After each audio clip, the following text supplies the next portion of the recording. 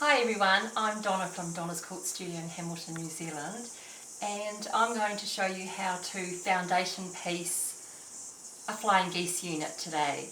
Foundation piecing is a little bit different than ordinary piecing. It's much easier to show you what to do rather than try and fight your way through some instructions. So hopefully I'm going to make it easy. It's certainly the way that I do things, and there will be lots of other methods out there, but I've been foundation piecing for quite a while and this is just the way that it works for me. So the first thing that you need is you need your pattern. So I use electric quilt and I printed off my little pattern piece here. This is the flying geese unit, and it's you'll find that it's numbered because foundation piecing you need to follow a number order. So we've got 1, 2, 3, 4 and so on. So I've got that. You'll see on the paper here that it includes a seam allowance. It's totally up to you if you want to leave the seam allowance on your paper or not. I personally like to remove it off the paper. It just makes it easier when you come to sew the seams together. So the first thing you need to do is cut the unit out. And I've cut mine out there and you can see there's no seam allowance. The next thing we need to do is choose our fabric. So I've chosen a lovely selection here of shaded Alison Glass fabrics, blues through to teals, and I'm just going to use a light coloured background. Now the next thing we have to do is work out roughly what size we need to cut these out. With foundation piecing, it's better to make your pieces larger and easy shapes like squares or rectangles rather than trying to make them triangle units. It's a little bit wasteful, but honestly it's worth it in the end. So I've worked out that these ones are going to be for the geese, which are the big triangles. I'm going to cut them 4 inches by 1.5 inches, and the background units are going to be 1.5 by 2.5. So I'll put a little stash of those. I've cut all my blues out and I've laid them in the order that I'm going to sew them together. Right, now before we start I'm going to go over just some useful little tips that I find help. You'll see them underneath on the screen as well.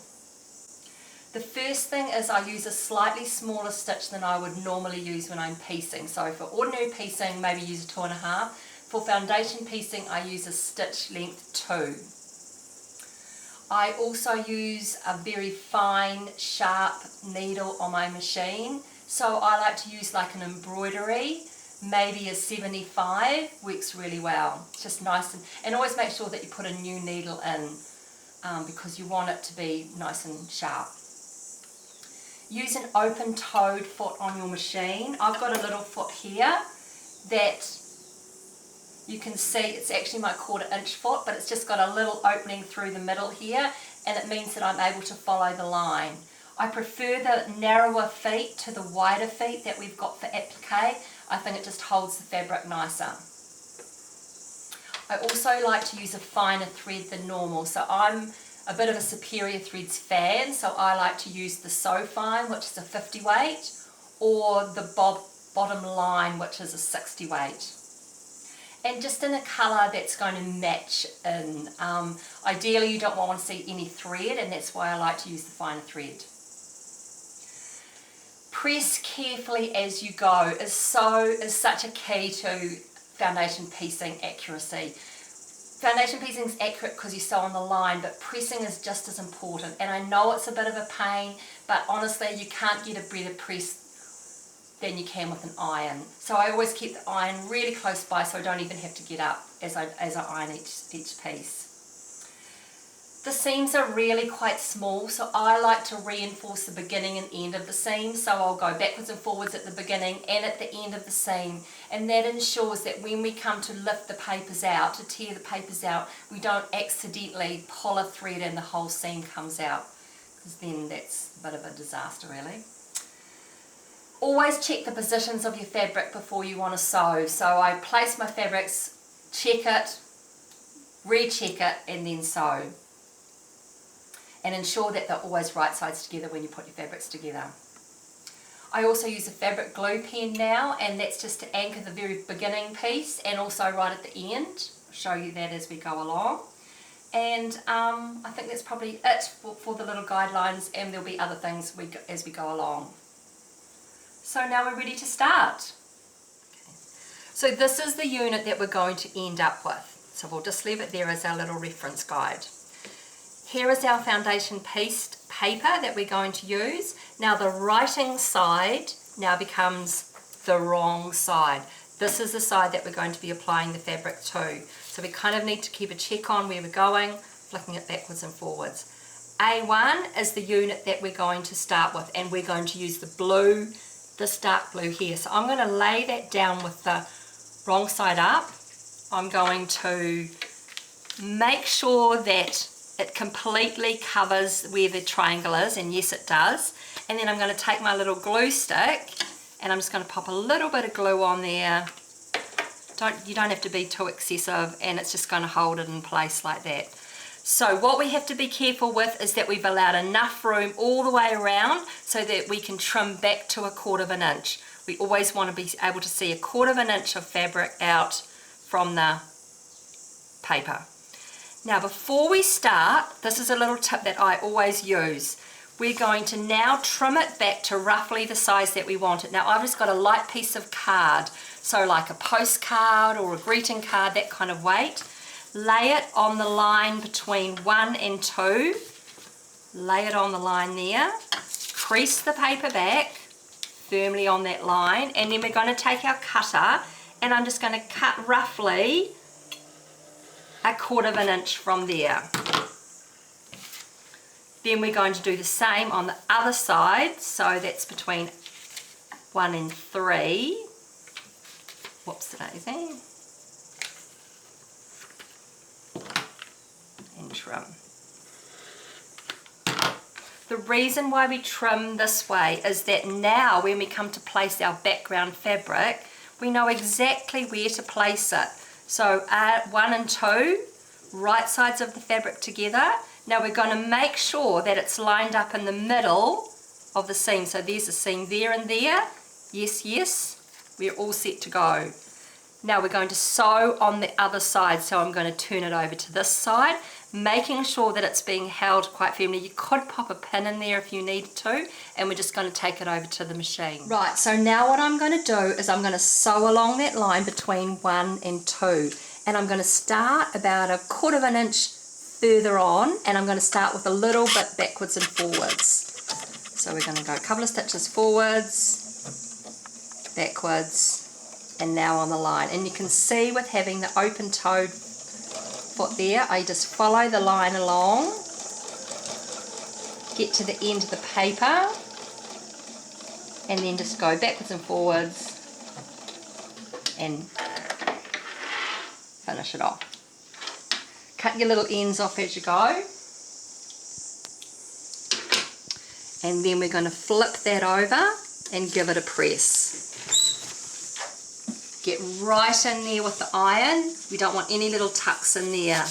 It might look fine when the paper's on there, but once you take the paper off and there's a little tuck in there, it'll open up.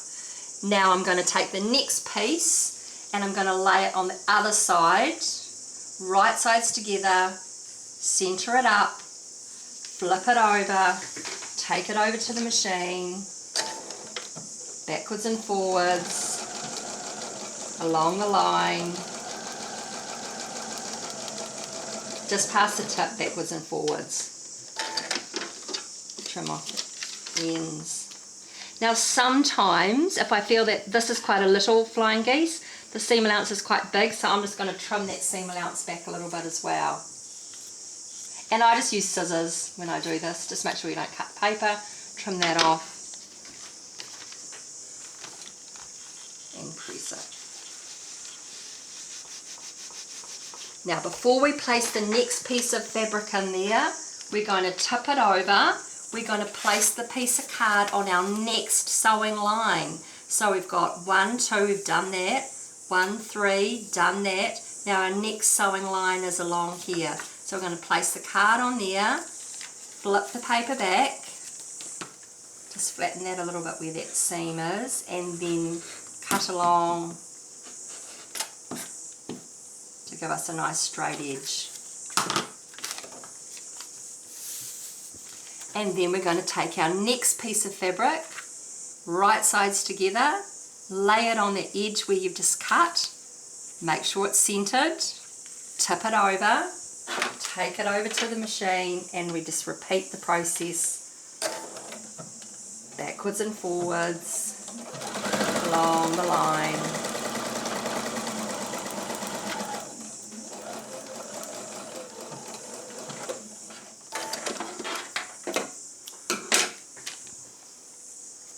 And then press it open.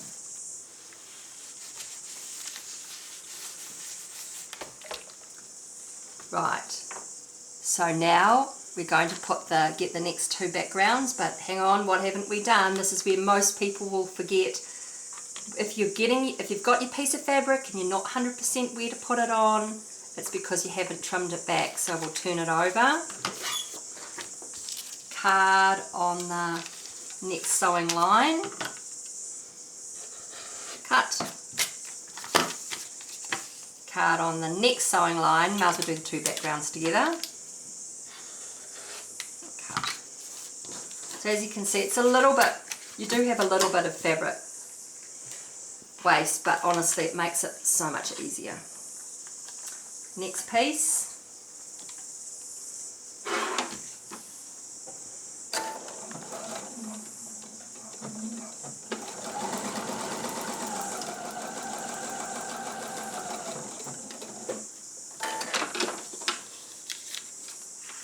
Trim.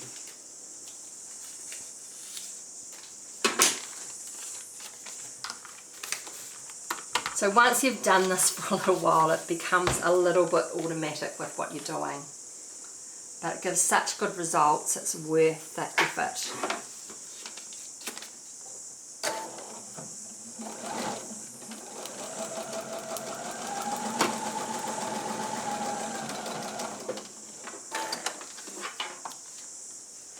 Alright, let's trim it back.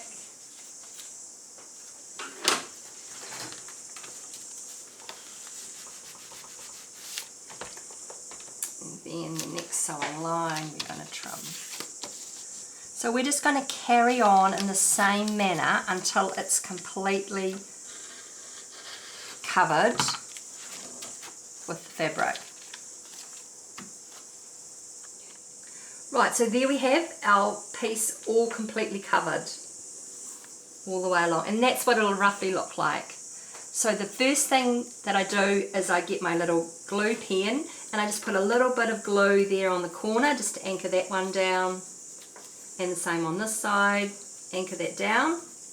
Now this is fabric glue, remember, it comes away from the fabric quite easily. Don't be tempted to use any sort of glue because you might have issues with it getting off removing it from the paper. Right. Now what we're going to do is we're going to trim back a 1/4 inch seam. See how this one's all trimmed back really nicely? So you just take your ruler, place your 1/4 inch line on the edge of the paper.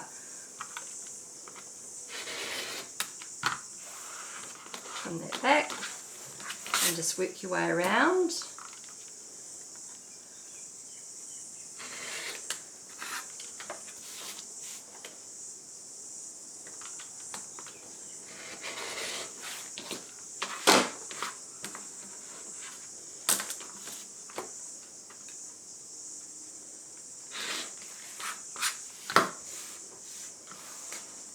There we go, and then we have our unit. Now when I do incorporate flying geese into my quilts, often I'll make the sections smaller and join them together. It's really awkward working with a long piece, and you can see, like if I just 1/4 inch seam those together, they'll make a longer unit. Well, that's it. Thank you for watching. I hope you have all learned something. Do persevere with the foundation piecing. I know that it can be a little bit tricky and kind of does your head in a little bit, but just keep referring back to the tutorial, and you can stop and start and just refer back to it. Don't forget to subscribe to our YouTube channel for more YouTube tutorials that we have on there, and until next time, I'll see you then. Bye.